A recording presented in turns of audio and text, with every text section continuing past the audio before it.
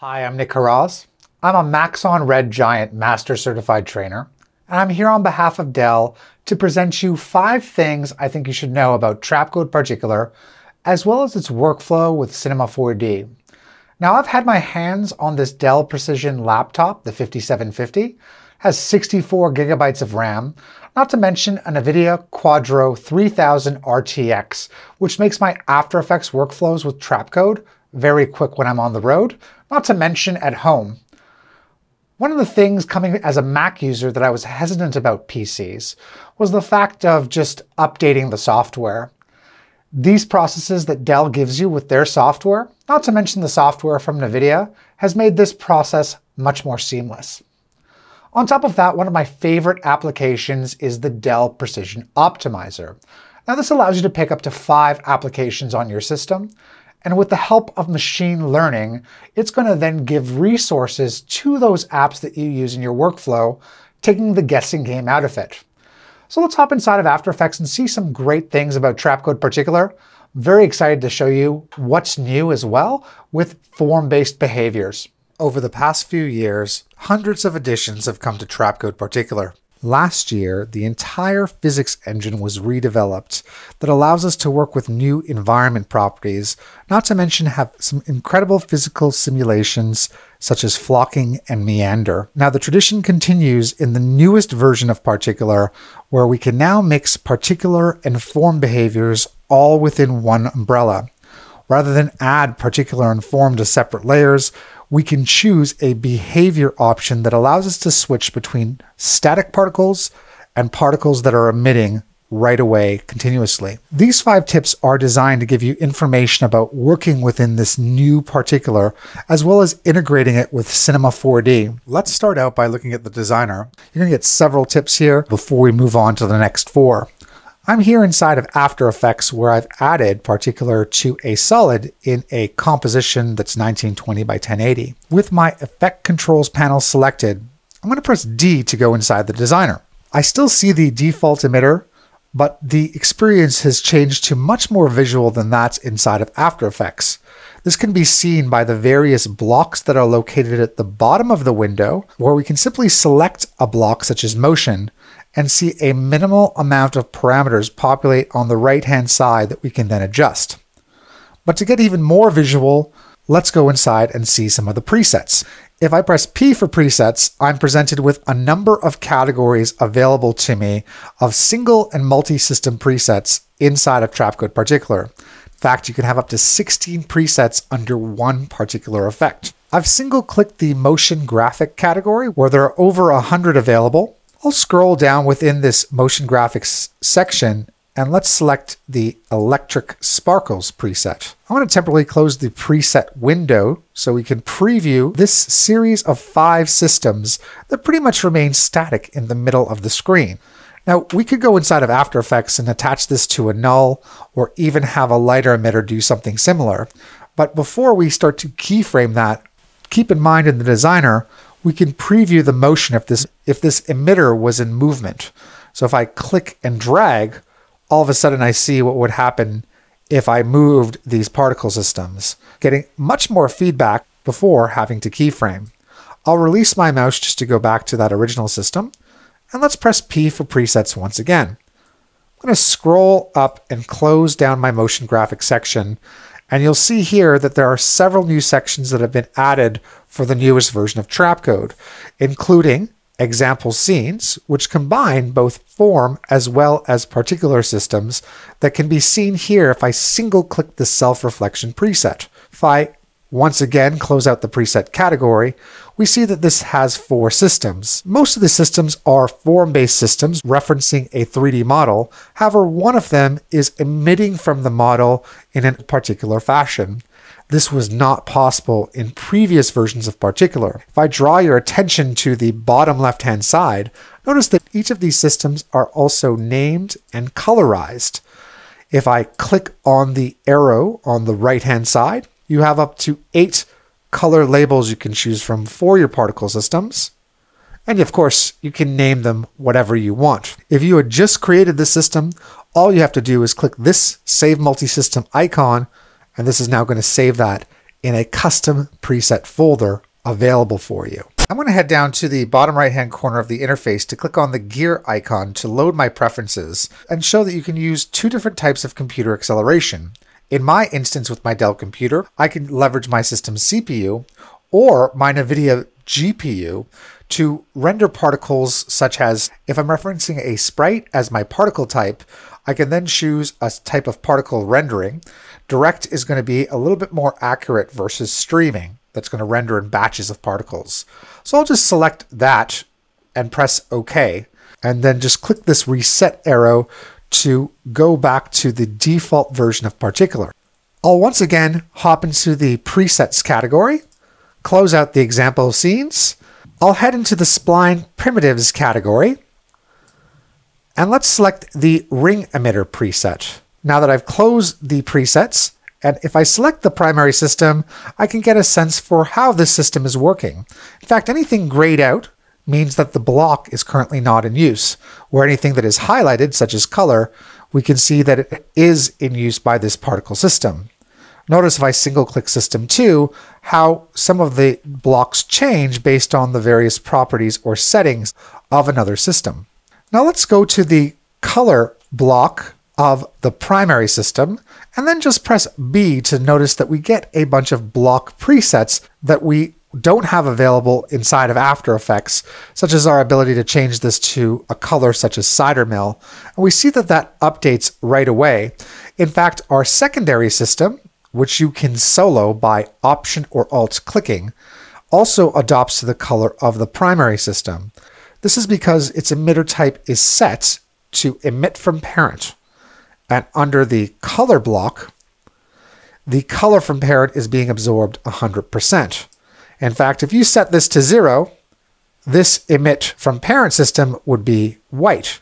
Now there is another way for us to get it to absorb the properties of the primary system. That involves just deleting an actual particle block. What this does is it makes System 2 now absorb the colors of the color block from System 1. This is referred to as inheriting block settings and reminds me of node-based workflows. This can also be used with other blocks inside of the designer. Let's go back into the presets category and go to the motion graphics section, where I'll scroll down and select the Ember Trail multi-system preset. This time, I'm going to apply this so we can get to our second tip. Now that I'm back in After Effects with this Ember-based preset, I'm going to click on the Show Systems category and make sure my primary system is selected. It's here where I'll go to the emitter section and see that there is a Create Null button. Once I click on this, several properties are now going to be collected to a null layer that has been added to your composition and has been made 3D. You should note that this same feature has been added to Trapcode Form in this release. So now that this has been created, I could press P for position and keyframe out a motion path. We'll note that 3D layers do not work with Motion Sketch. However, if you temporarily make the null 3D, and then go to your window menu to bring up your Motion Sketch. I'll actually dock that Motion Sketch panel to the right of the composition window. I can click Start Capture and then start to draw a motion path.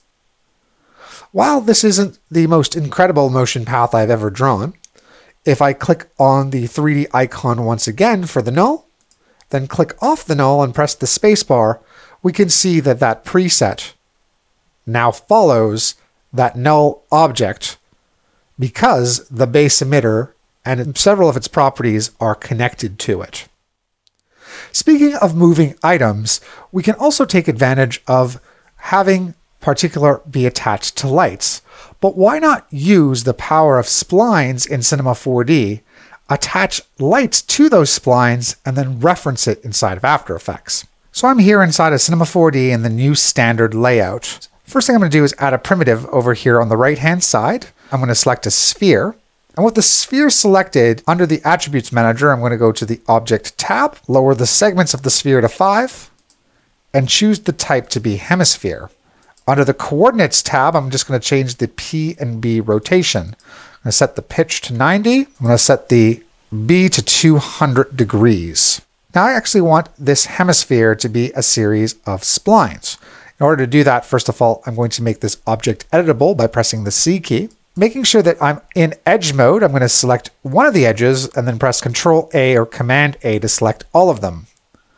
Since I don't remember where this menu option comes from, I'm going to press Shift C to bring up the commander, and I'm going to type in the word edge.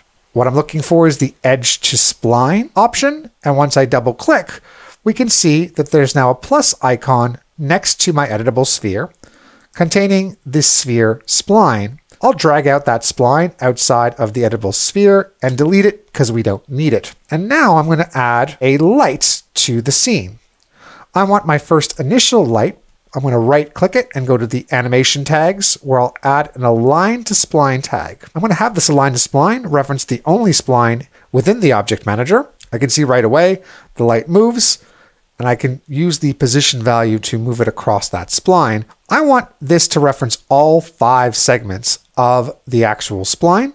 So I'll take that light, I'm going to duplicate it 5 times. Now on each of these align to spline tags, I'll just simply increase the segments so that each light references one of the 5 segments, numbered 0 to 4. So each of those lights are in different positions. Now it's all about keyframing the light align to spline position value so that these lights move over time in the 90 frames of this project. I'll head to the align to spline tag on the first light, and on the 0 frame mark, I'll add a key next to position, have this keyframe for just 30 frames, setting the position value to 100%, and then clicking to add another key. I want to repeat that on each of the other lights. I'll move to 10 frames in this case, select the align to spline tag on light 1, add a key. Let's now move to the 40 frame mark where I'll make the position value 100 and add another key. I'm going to repeat this by moving 10 frames forward each time and then animating the align to spline tags after 30 frames. But let me fast forward and catch up with you. Now I've just rewound my project. I'm just going to play through it so you can see that each of these lights are animated. Let's just do a little bit of housekeeping to make sure that Particular is going to see this. First of all, I'm going to switch from my new R25 layouts to the previous layouts in Cinema 4D and go to the Animate layout.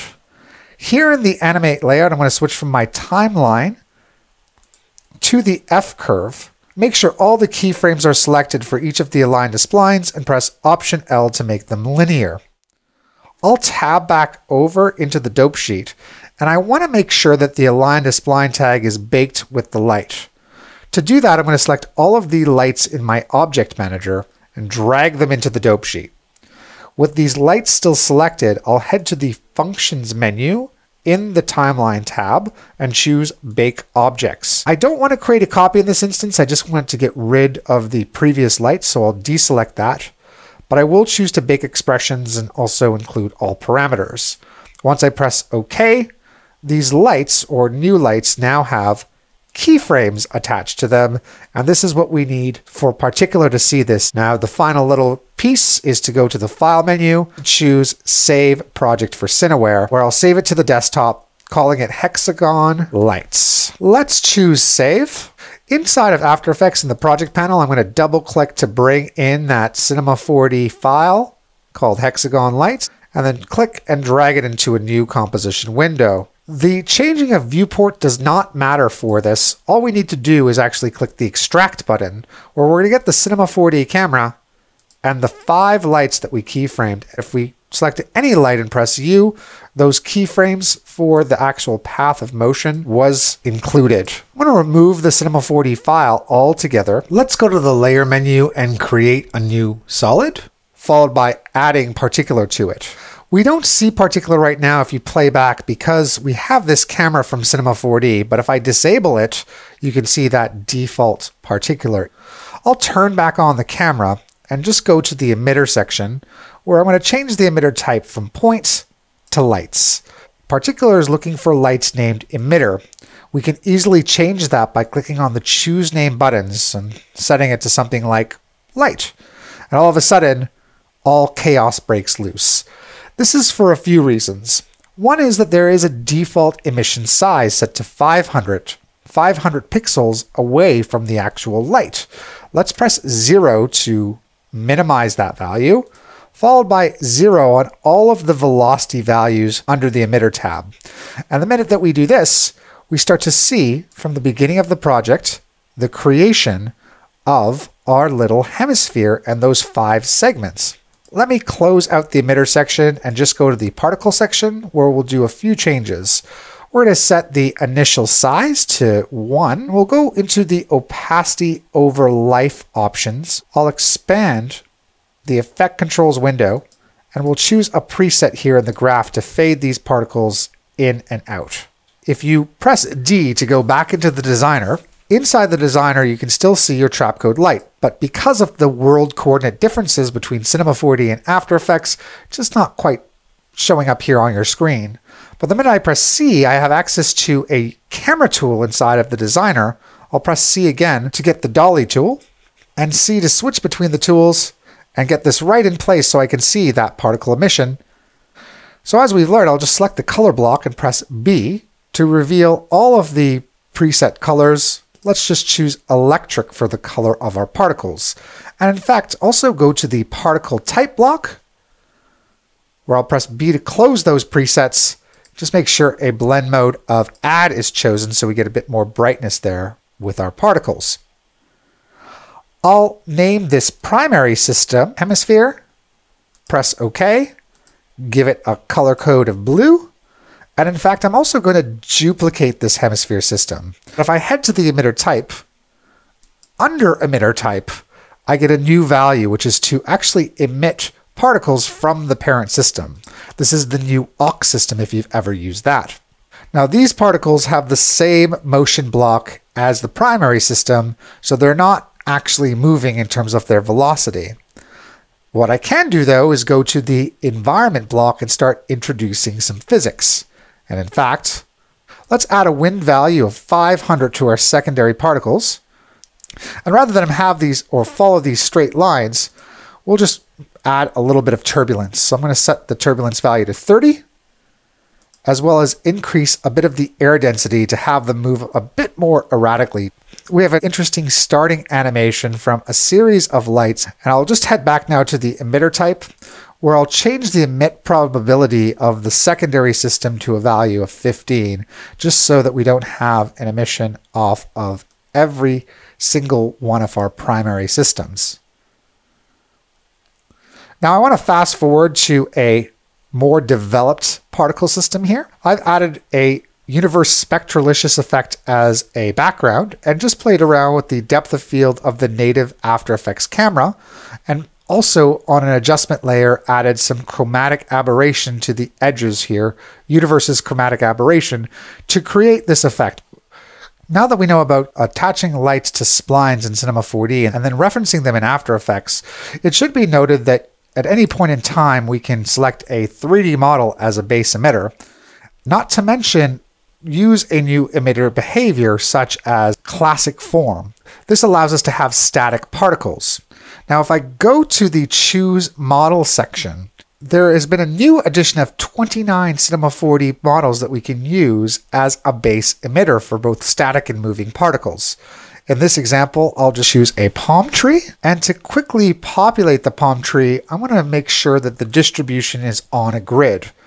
This is sort of the combination of the grid emitter, not to mention the ability to have particle density on form-based behaviors.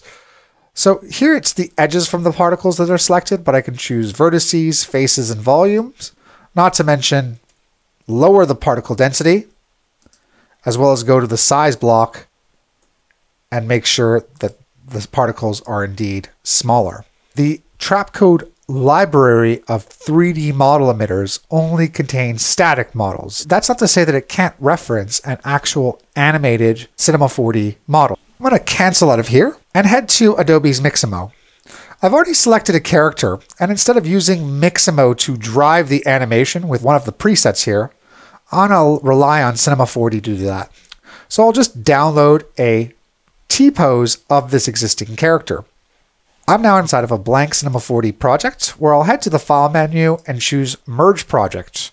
Going to my Downloads folder, where I will select that FBX file from Mixamo that I just downloaded.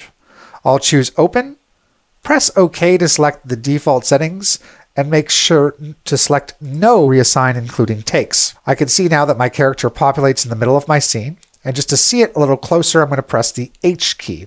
In order to have some animation attached to this character, I'm going to click on the standard layout and then go to the asset browser here at the side in order to select some motion capture presets that are included and available for download. I'll click on the plus icon to reveal the motion capture folder and then go into the walking category. Here in the walking category, there are a few to choose from. Just to see this better, I'll make the size a bit bigger and then use the slider here at the bottom so that we can see the names a bit more clearer. I'm going to choose the pacing loop and just drag that directly into my object manager and click on the asset browser icon in order to close it.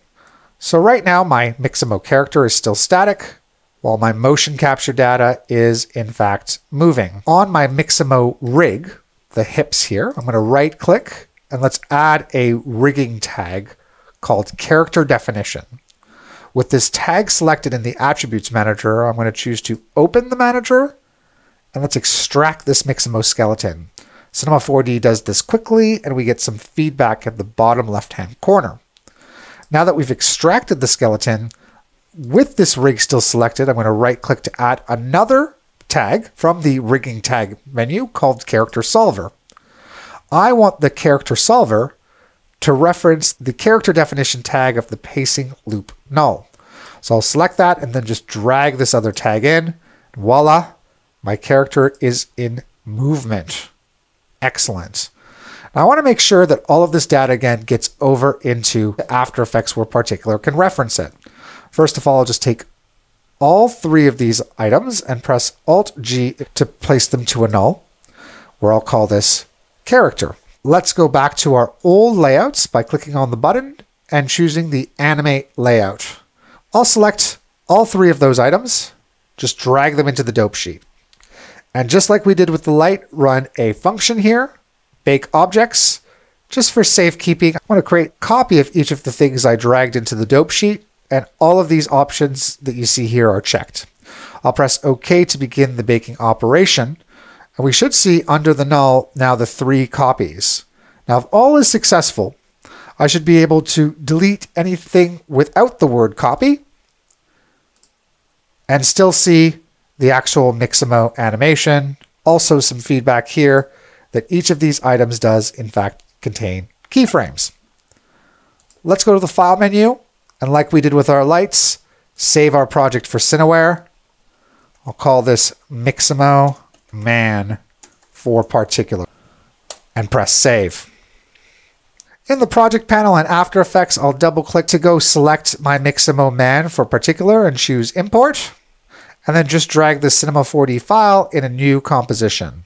We should see that that updates and we can see our character, but let's just change the render of the viewport to current so we don't see all of those overlays. There's our lovely guy.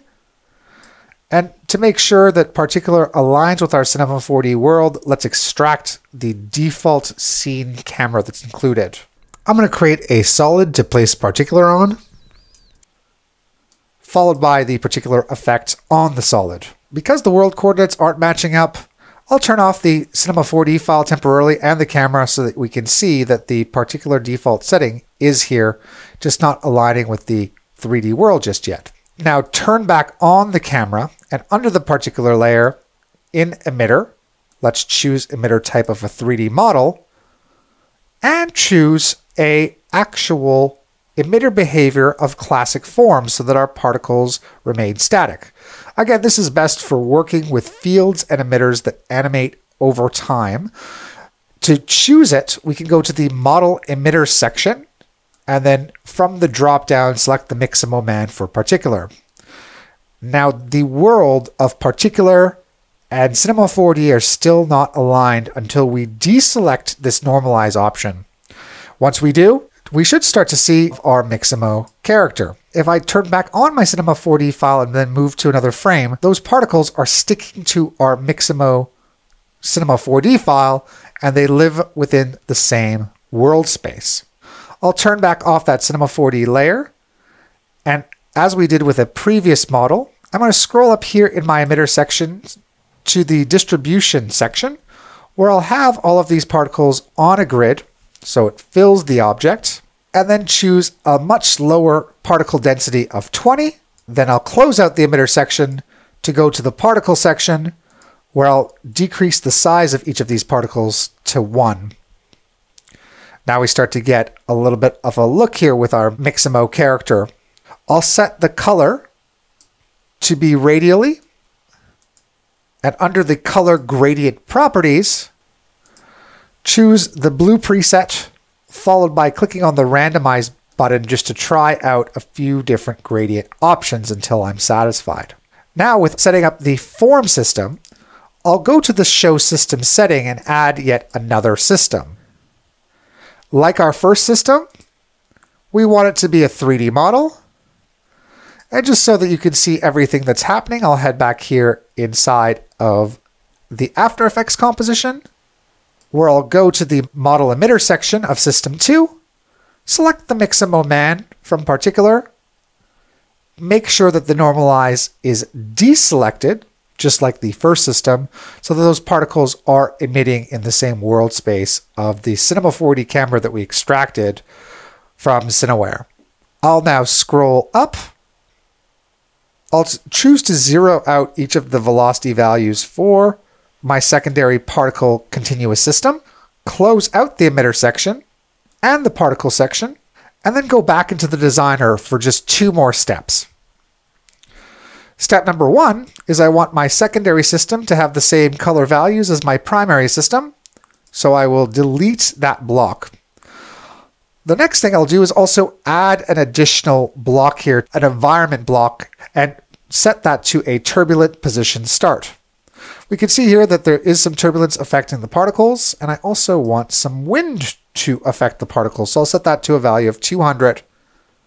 Then I press apply, where we'll see those changes reflected with the secondary system. We've got our first system, which is set to a form behavior, so our particles are static, and a second system emitting particles continuously from the same 3D emitter, absorbing the color of the first system, some environment physics such as wind and turbulence, which are causing these particles to emit off the surface of the subjects. And those are 5 tips from Particular. I want to thank Dell for allowing me to present here at the 3D Motion Show. And I just want to say, have fun exploring Trapcode Particular.